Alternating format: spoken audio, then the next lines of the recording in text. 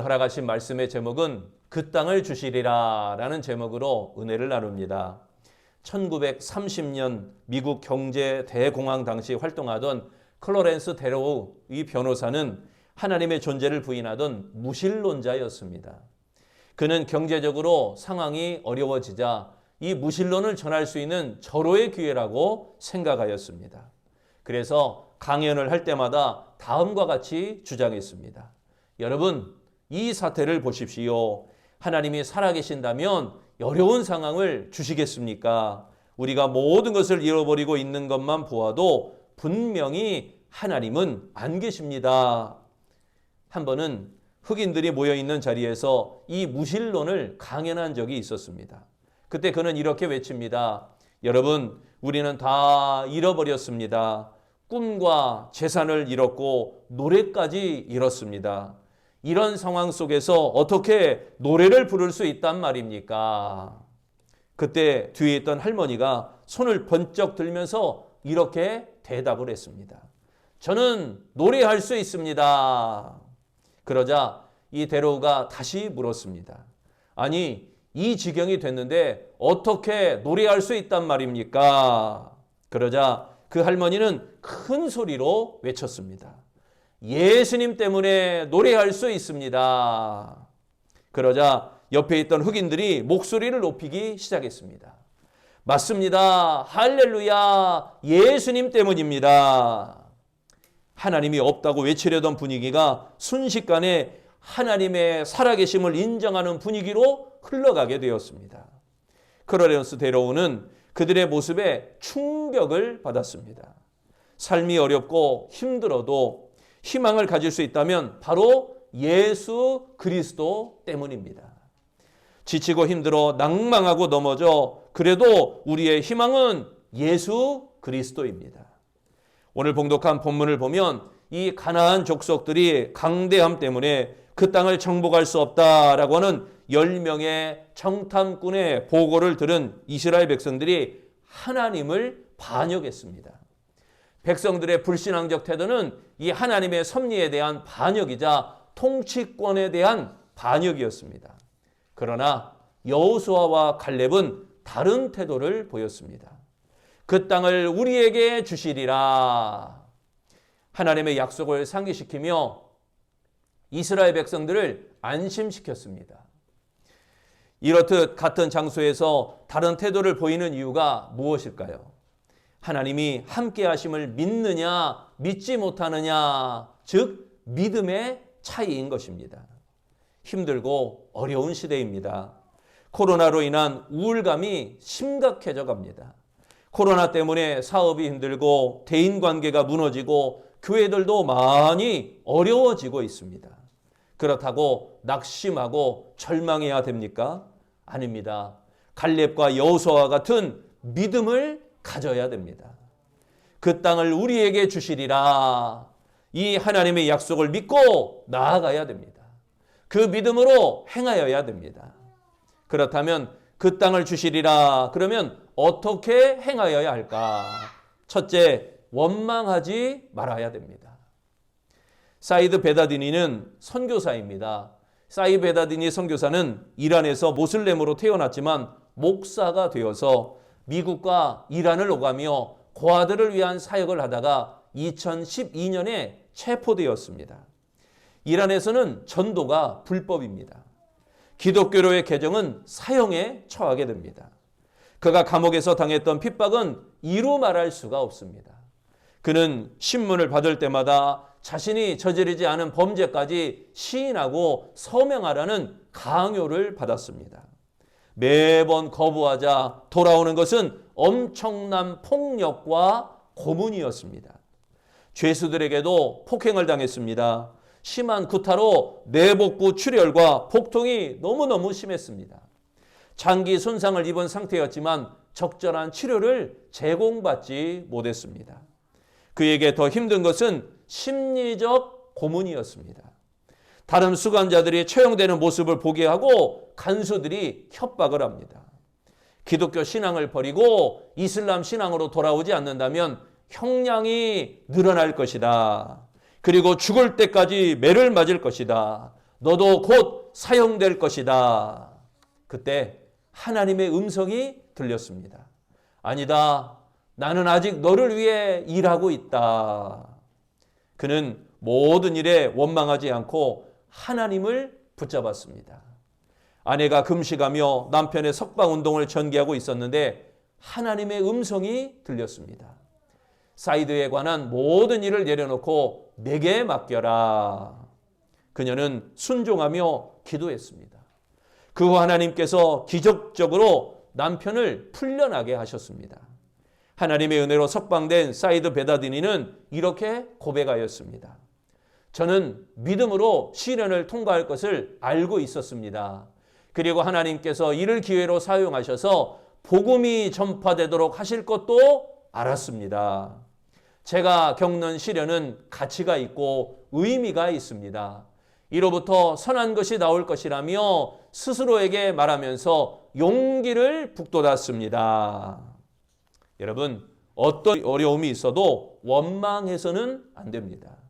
어떤 어려움이 있어도 믿음의 눈으로 바라보아야 됩니다. 믿음으로 바라볼 때 문제가 되지 않으며 해결되는 역사가 일어나는 줄로 믿습니다. 2절에 말씀합니다. 이스라엘 자손이 다 모세와 아론을 원망하며 온 회중이 그들에게 이르되 우리가 애굽 땅에서 죽었거나 이 광야에서 죽었으면 좋았을 것을. 여기에 원망하며라고 했죠. 으르렁거리듯이 불평하다라는 의미입니다. 이스라엘 백성은 모세와 아론을 원망하는 일에 한 마음이 되었습니다.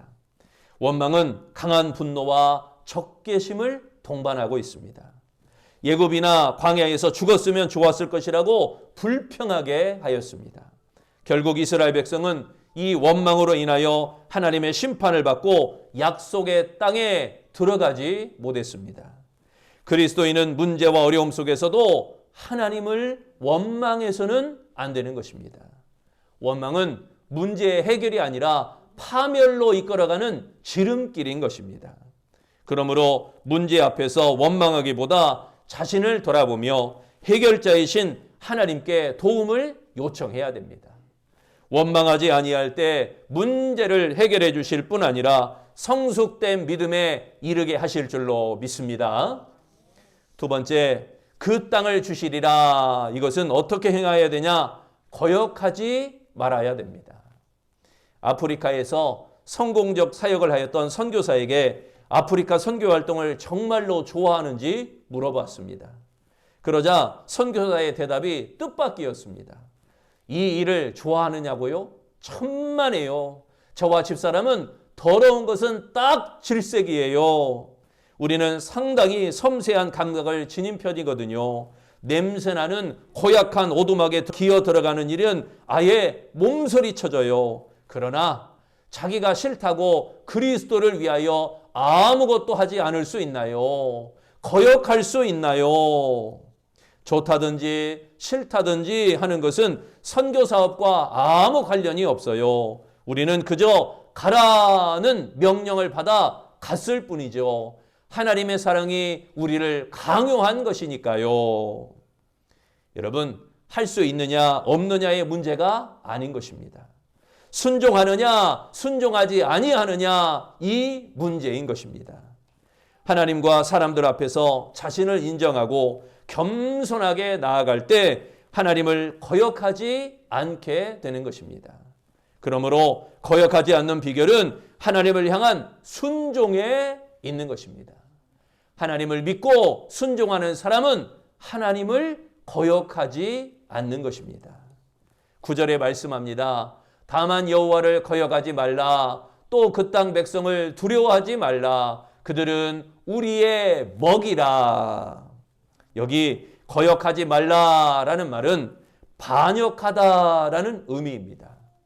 원망하는 이스라엘 백성들을 향하여 여호수아와 갈렙은 자신의 옷을 찢었습니다. 그리고 여호와를 거역하지 말라라고 강하게 외쳤습니다. 여호와를 거역하는 것은 약속을 믿지 않는 행위이며 하나님의 뜻을 거역하는 악한 행동이기 때문인 것입니다. 여호와를 거역하는 것은 하나님의 뜻을 모르기 때문입니다. 가나안 땅에 하나님의 나라를 건설하려는 것이 하나님의 계획이었습니다. 그런데 이스라엘 백성들이 하나님을 거역하지 아니하였더라면 약속대로 그 땅을 정복할 수 있었습니다. 고통이 있어도 하나님을 거역하지 말아야 됩니다.